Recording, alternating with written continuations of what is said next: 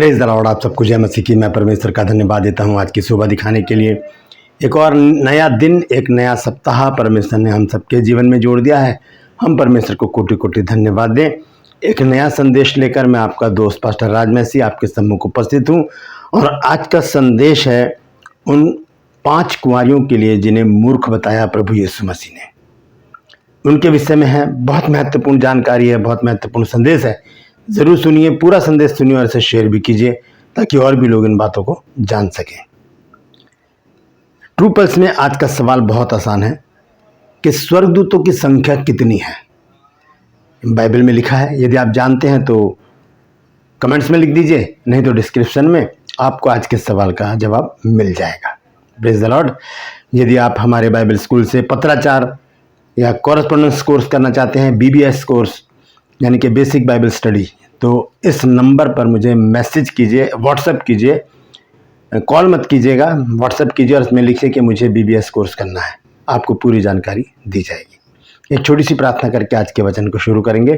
प्रभु जी, मैं धन्यवाद देता हूँ आज की सुबह दिखाने के लिए और विनती करता हूँ प्रभु, आज के वचन को भी शेयर करने में मेरी मदद सहायता कर। मेरे होठों को, मेरे दिलो दिमाग को छूकर ब्लेस कर। मेरी आत्मा और मेरा शरीर तेरे ही कब्जे में रहे ताकि बोलने वाला मनुष्य नहीं मेरी की तरह आत्मा हो।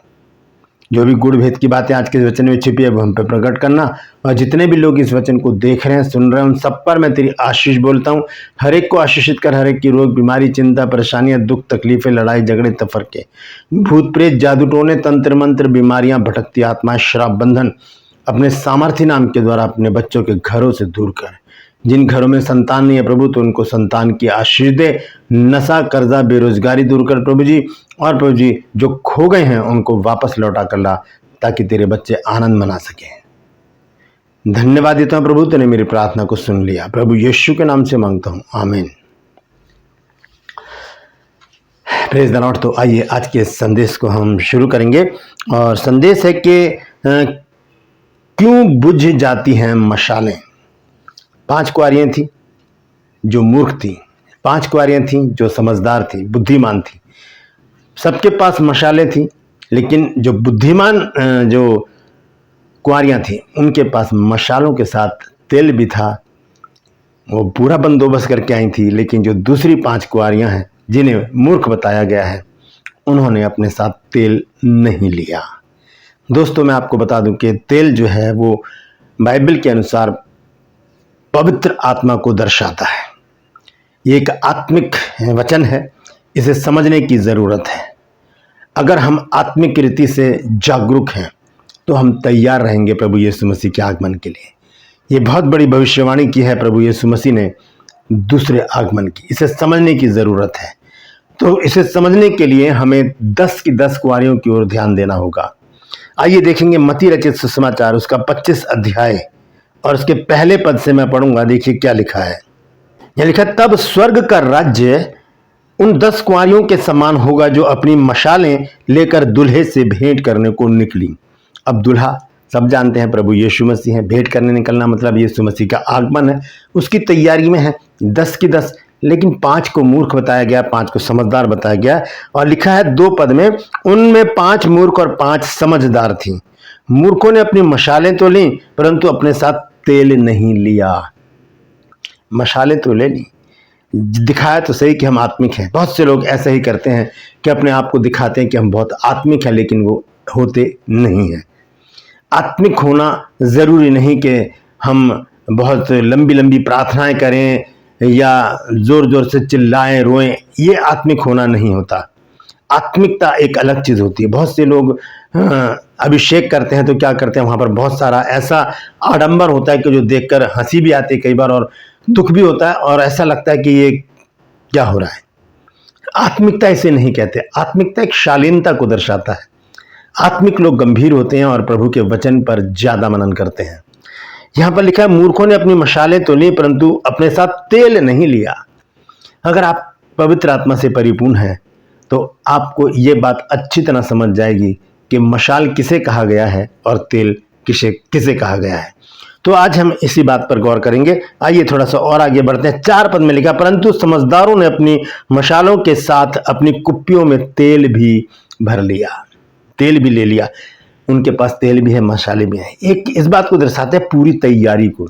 अगर हम कहीं जाते हैं, किसी आउट ऑफ स्टेशन जाते हैं, घूमने जाते हैं, तो हम अपने साथ पूरा बंदोबस्त करके लेकर जाते हैं। हमारे कपड़े होते हैं, खाने पीने का बंदोबस्त होता है, और पैसे होते हैं हमारे पास कि हमें कोई ज़रूरत पड़ जाए, कुछ खरीदना पड़ जाए, या कोई अकस्मात ऐसा खर्चा आ जाए तो हम उसे खर्च कर सकें। ऐसा पूरा बंदोबस्त लेकर चलते हैं। ये नहीं कि थोड़े से पैसे लिए, थोड़े से कपड़े लिए और चल दिए दूसरे शहर में, ऐसा नहीं होता। हम पूरी तैयारी करते हैं हर एक जगह जाने की, और हमारे पास पूरा सामान होता है, कपड़े होते हैं और बाकी जो ज़रूरत के सामान होते हैं वो, और सबसे बड़ी बात पैसा हम एक्स्ट्रा लेकर चलते हैं ताकि कोई प्रॉब्लम आ जाए तो हम उससे आमना सामना कर सकें। ये तैयारी की एक निशानी है। ऐसे ही जब हम कहीं फ़्लाइट पकड़ने जाते हैं तब भी हम पूरी तैयारी से जाते हैं। स्टेशन पर जाते हैं, रेलवे स्टेशन जाते हैं, वहाँ भी तैयारी पर जाते हैं। बहुत से लोग मूवीज़ देखने जाते हैं, वहाँ पर भी तैयारी से जाते हैं, पहले से तैयारी होती है। अब एक तैयारी का समय है प्रभु यीशु मसीह के आगमन की। तो यहाँ पर प्रभु यीशु मसीह 10 कुँवारियों के विषय में जिक्र करते हुए दो प्रकार की कैटेगरीज को रख रहे हैं। एक है आत्मिक, जिसे बुद्धिमान बताया गया है, और एक है शारीरिक, जो मूर्ख हैं, जिन्हें नहीं पता कि अगर मशालें ये बुझ गईं तो कैसे इनको दोबारा से जलाया जा सकता है।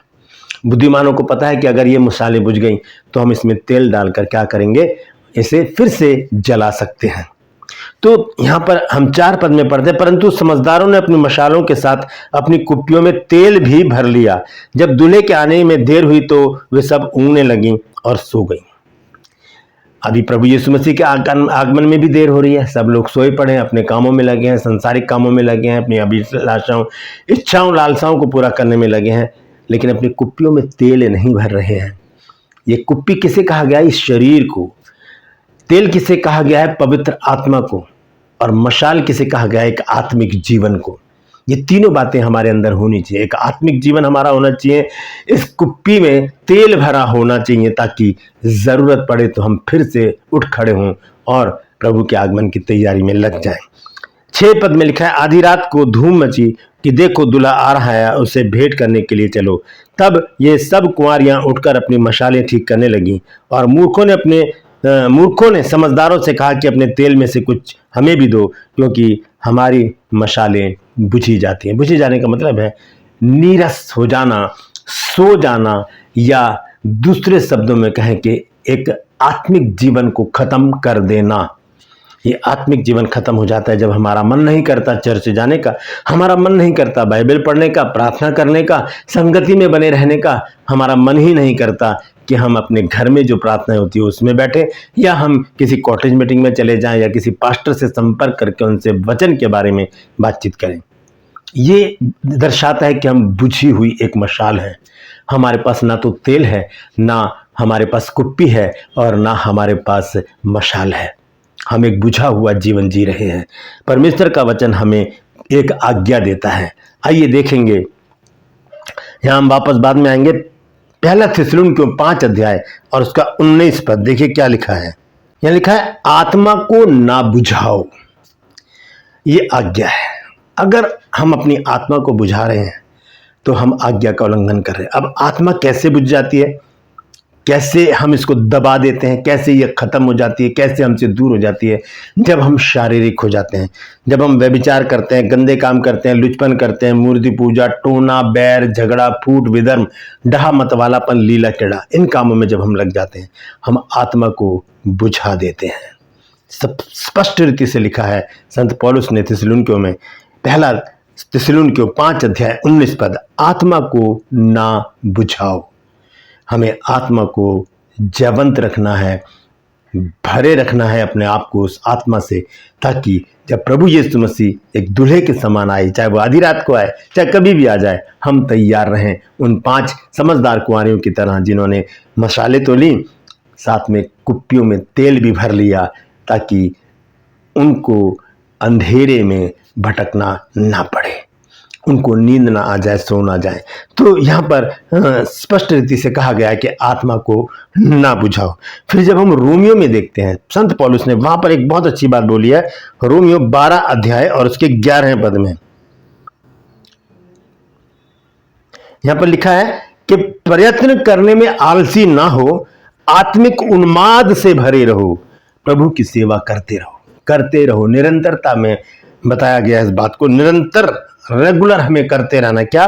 प्रयत्न करने में आलसी ना हो। परमेश्वर के कामों में, हर एक काम में हम प्रयत्न करते रहें। प्रयत्न का मतलब है कोशिश करते रहें कि हम किस तरह से हम परमेश्वर को प्रसन्न करें, किस तरह से हमारे पास वचन आ जाए, हम कैसे आराधना स्तुति करके परमेश्वर की बड़ाई करें, उसे ऊंचा उठाएं। लिखा है प्रयत्न करने में आलसी ना हो, आत्मिक उन्माद से भरे रहो। इसका ये शब्द जो है, इसका अर्थ बहुत गहरा है। अभी हमने पढ़ा पहला थिस्सलुनीके 5:19 में कि आत्मा को ना बुझाओ। अगर वो आत्मा नहीं बुझेगी तब हम इस आत्मिक उन्माद से भरे रहेंगे। अगर हम कहते हैं कि वो 5 कुमारियां जिनके पास मशालें थी और उन्होंने कुप्पियों में तेल भी भरा था, तो हम उन्हें समझदार कहते हैं, लेकिन दूसरे शब्दों में उन्हें आत्मिक भी कहा जाता है। वो आत्मिक उन्माद से भरी हुई थी।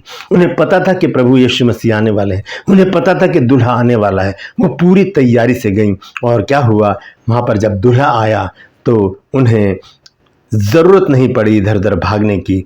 उन्होंने उस तेल को जो उनके पास था उसे यूज किया और वहां पर आगे लिखा है कि वो दूल्हे के साथ अंदर प्रवेश कर गई। यहाँ पर मैं आपको बताना चाहता हूँ, रोमियो 12:11 में लिखा है कि प्रयत्न करने में आलसी ना हो, आत्मिक उन्माद से भरे रहो, प्रभु की सेवा करते रहो। ये आज्ञाएं हैं, छोटी छोटी आज्ञाएं हैं जिन पर हमको गौर करना है। तो अगर हम अपने आप को आत्मिक बनाना चाहते हैं, अगर हम अपने आप को प्रभु यीशु मसीह के आगमन के लिए तैयार करना चाहते हैं, तो हमें अपने साथ अपनी इन मशालों में, मशाल का मतलब मैंने बताया आत्मिक जीवन, कुप्पी मतलब हमारा शरीर और तेल मतलब पवित्र आत्मा, हमें उससे भरे रहना चाहिए और हमें परमेश्वर की संगति में, परमेश्वर के लोगों की संगति में बने रहना चाहिए। हमें उसकी आराधना स्तुति करते रहना चाहिए, प्रार्थना करते रहना चाहिए, वचन पढ़ते रहना चाहिए। और कुछ भी हो जाए, चाहे कहीं पर भी मीटिंग है, प्रार्थना है, कुछ भी है, हम वहाँ पर जाएं और परमेश्वर के लोगों के साथ संगति करें, क्योंकि जब हम वहाँ होते हैं हम सांसारिक नहीं होते। Praise the Lord. तो यहाँ पर हम वापस आते हैं मत्ती रचित सुसमाचार 25 अध्याय में। जब हम आगे पढ़ते हैं उसको, 6 पद में लिखा है, आधी रात को धूम मची और कि देखो दूल्हा आ रहा है, उसे भेंट करने के लिए चलो। तब वे सब कुंवारियां उठकर अपनी मशालें ठीक करने लगी, 10 के 10। और मूर्खों ने समझदारों से कहा, अपने तेल में से कुछ हमें दो, क्योंकि हमारी मशालें बुझी जाती हैं। दोस्तों, हमारी मशालें ना बुझे, हम हर समय आत्मिक उन्माद से भरे रहें। ये परेशान हो गई, इनकी मशालें बुझ चुकी थी। अपने हाथों को उठाकर प्रार्थना कीजिए, प्रभु मैं तुझसे विनती करता हूँ, मैं तुझसे विनती करती हूँ कि मेरी मशाल बुझे नहीं। मुझे आत्मिक तेल से सराबोर कर, मुझे आत्मा से भर दे मेरे प्रभु, ताकि तेरे आगमन के लिए मैं तैयारी कर सकूँ। मैं आत्मिक उन्माद से भरा रहूँ, मैं आत्मिक उन्माद से भरी रहूँ प्रभु, और तेरी सेवा करती रहूँ, तेरी सेवा करता रहूँ प्रभु, ताकि जब तू आए प्रभु तो हम तेरे साथ स्वर्ग में जाने वाले बन सकें। प्रभु हमारी अगुवाई कर और इन सारी बातों से हमें बचा जो हमें तुझसे दूर लेकर जाती हैं प्रभु, और हमारी आत्मा को बुझा देती हैं, हमारी मशाल को ठंडा कर देती है। प्रभु जी हमारी अगुवाई कर और हमें अपनी महिमा के लिए इस्तेमाल कर, यीशु के नाम से मांगते हैं, आमीन। ये छोटी सी प्रार्थना कीजिए, जरूर प्रभु इस प्रार्थना को सुनकर आपके जीवन में ऐसे अद्भुत काम करेंगे कि आप आत्मिक उन्माद से भरे रहेंगे और आपकी मशालें नहीं बुझेंगी। आप क्यों? क्योंकि आपके पास कुप्पियों में तेल होगा। आप पवित्र आत्मा से परिपूर्ण होकर परमेश्वर के राज्य की तैयारी करते रहेंगे। Praise the Lord. तो परमेश्वर इन वचनों के द्वारा हम सबको आशीष दे। यदि आज आपने कुछ नया सीखा है तो जरूर कमेंट्स में लिखिएगा और इस वचन को शेयर कीजिए ताकि और भी लोग इन बातों को जान सकें। Praise the Lord. True pulse में आज का सवाल है कि स्वर्गदूतों की संख्या कितनी है? जानते हैं तो कमेंट्स में लिख दीजिए, नहीं तो डिस्क्रिप्शन में आपको इस सवाल का जवाब मिल जाएगा। इस नंबर पर व्हाट्सएप कीजिए कि मुझे बीबीएस कोर्स करना है, आपको पूरी जानकारी दी जाएगी। ये पत्राचार का कोर्स है, घर बैठे आपको पढ़ाई करनी है। हम आपको पुस्तकें, बुक्स जो हैं वो बाय पोस्ट भेजेंगे, जो आपको हर महीने मिलती रहेंगी और आपके आत्मिक जीवन का ग्रोथ होगा, आपका बेस मजबूत होगा परमेश्वर के वचन के द्वारा। Praise the Lord.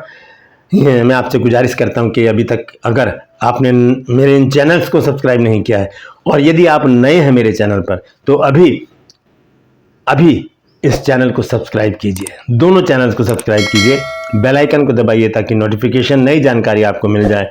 मेरी वीडियोस को लाइक कीजिए, शेयर कीजिए और कमेंट्स बॉक्स में आकर मुझसे ज़रूर बातचीत कीजिए। Praise the Lord.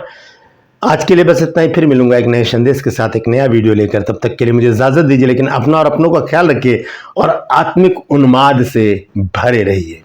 Praise the Lord.